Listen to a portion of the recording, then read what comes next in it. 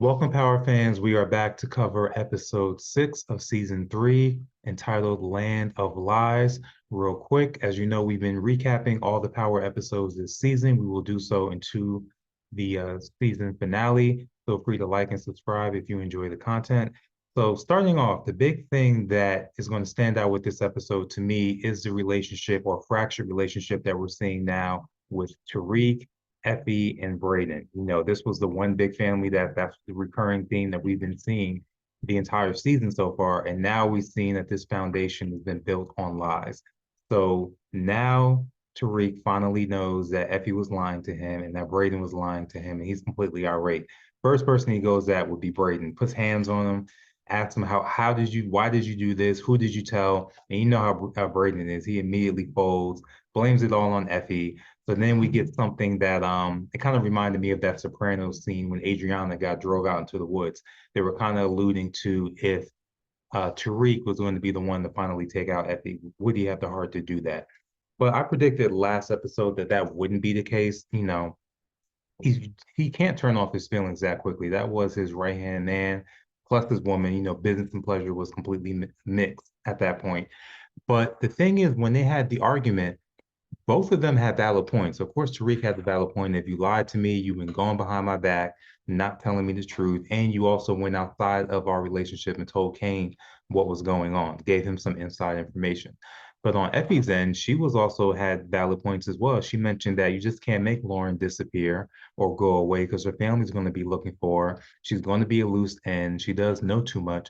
So the only way to keep you completely protected was to have her eliminated, especially now that we know that there's a RICO case possibly being built against Tariq. But Tariq really didn't have an answer for that. He was really just focused on the fact that she did lie to him. So they both weren't completely right. And normally when you see a situation like that, that's where the reconciliation starts to happen, when they both realize that they were in the wrong in some capacity.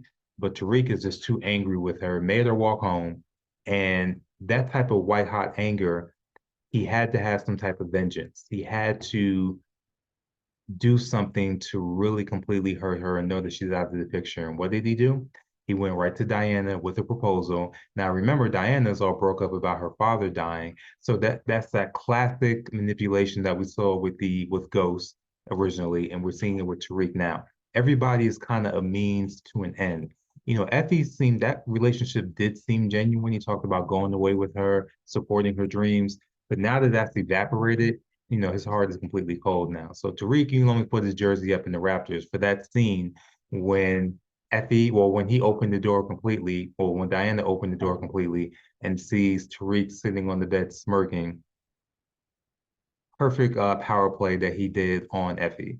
But now that might be the wrong person to do that to, because where's she going to go to now? Like I predicted last episode, Kane has been right there. He's been in her ear the entire season.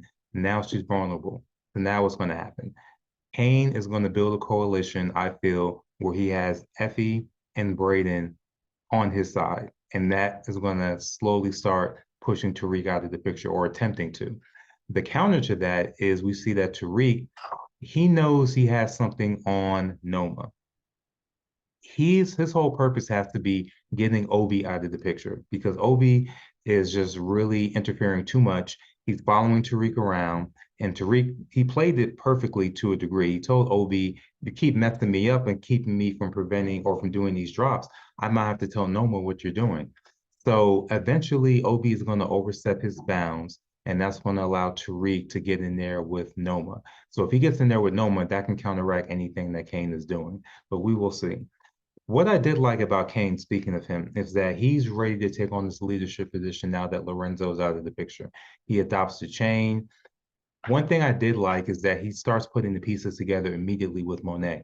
He tells Monet, yeah, I know that that GTG member did not kill Zeke, but I don't think the Russians did it either. And, in classic Monet fashion, she kind of dresses him down, tells him to mind your business. This is above your pay grade. But he put it out there just to let her know that he's not believing everything that she's saying. So I've been saying for a couple episodes now, or a couple recaps, that I think Kane is going to be the one to take out Monet, because he just got his relationship right back with his father, with Lorenzo. And then to see Lorenzo get taken out like this, and if he finds out that it was because of Monet's treachery, that's a perfect reason to get her out the paint. However, I started to think more. One thing we hadn't seen in Power, before I said that one thing we hadn't seen is that we hadn't seen a son kill their mother, because we've seen variations of the opposite. We've seen Tariq kill Ghost, we've seen Kanan kill his son. But how about this? We haven't seen a mother take out, I mean, excuse me, a daughter take out their mother. So in that case, we know that Lorenzo was closest with Diana. So when Diana finds out that Monet killed her father, I can see her being the one to step in and actually do the deed, to be that infuriated because the relationship is already on the rocks. So that is another possibility to keep in mind. It may not be Kane. Kane might be a red herring doing all this investigation. It may be Diana that finds out first, and she'll be the one to take out Monet, or at the very least, be the one to exile her out the family, because she'll have some power behind her now, working with Tariq, who by extension is trying to get in good, or trying to get some leverage over Noma. That's the perfect backup to push Monet out of the family completely. Drew, to me, is still a wild card because obviously he's a buffer to keep Kane at bay, because Kane wants to take over and have a complete leadership role, but Drew feels like he's the one next in line, and he feels like he's the one that has been doing action to make that happen by going and taking out another Russian. Speaking of the Russians, I feel really bad for them. They're getting blamed for everything. They're getting hit by all sides, don't know why. This is their second leader that's been killed for no reason. And then they try to shoot at the funeral, and then someone else on their side gets killed. So they're taking a lot of L's at this point. Um, as of right now, Davis did say that the FBI has them locked up. So we're not going to be seeing any more of them for the foreseeable future, I think. So that's going to just focus. So now we're just going to focus on the drama between the Tejadas and the Castillos. Now, remember in the recap I did last week, I thought that Evelyn was the one that really gave the okay for Gordo to do what he did to Lorenzo. But maybe that's not the case. Maybe Evelyn doesn't know. I find that kind of hard to believe because obviously Monet told her that Lorenzo was responsible for Uncle Frank getting killed. I was assuming at some point Gordo either told his mother that Monet told me the same thing and I avenged, our father's death. But Evelyn never gave her okay. So if Gordo did that, did the killing, which he did, and told her about it, I can see her having some more issues with Monet about pretty much telling my son what was going on behind my back. But I'm thinking that's probably not the case. Evelyn did know, or Gordo has told her at this point. So she knows that he's responsible for the killing. But that hasn't been made completely clear. And I want to see how the dynamics are between Monet and Evelyn the next time they speak. That's what we hadn't gotten so far. We got some knowing looks at the funeral, but we don't know for sure what's going through her mind. So that's something that's going to be very explosive, especially when Drew finds out that his lover is the one that killed Lorenzo. That's going to put the families at war. But when the war happens, who's going to be in a stronger position?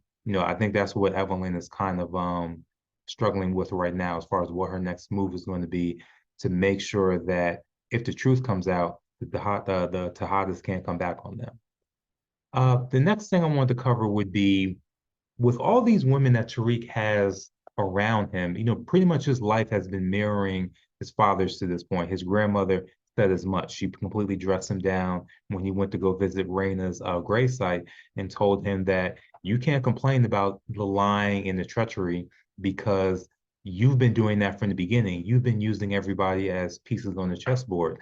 But now when it's done to you, you take it as a complete affront, classic narcissist behavior. And she's like, you're going to end up just like your father. And she asked him point blank, what happened to your father?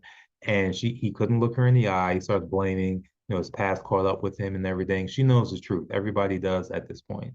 And it seemed like it got through to Tariq. It was kind of ambivalent as far as, was he really trying to run away with Grandma Estelle, or was he simply trying to buy some more time? I took it as he was still going to make the drop, and that was going to be his last drop. And then at that point, he was going to try and disappear. So he's still 1 foot in, 1 foot out. But I think at his very nature, Tariq is too much like his father.